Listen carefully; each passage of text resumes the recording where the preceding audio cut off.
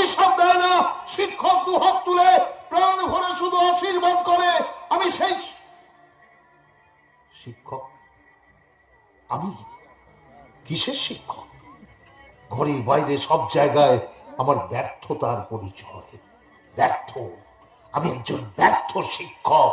তার কারণ আমার ছাত্র পুলিশ ইন্সপেক্টর রাস্তায় দাঁড়িয়ে হাত পেতে ঘুষ নিচ্ছে, শাসকের তাবেদারি করছে।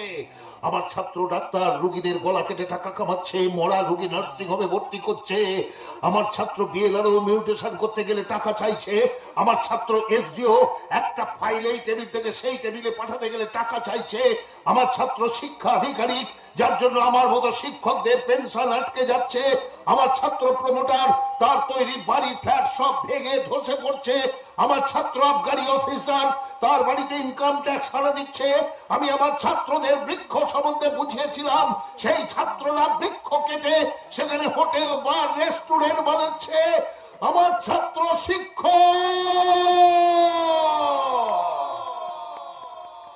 শিক্ষক ছাত্র সমাজকে কি শিক্ষা দেবে?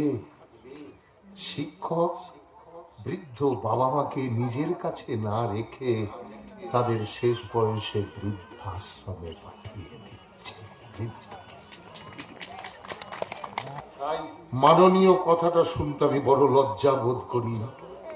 আমি মাননীয় হেডমাস্টার মশাই নই, আমি এই সমাজের একজন ব্যর্থ শিক্ষক। ব্যর্থ।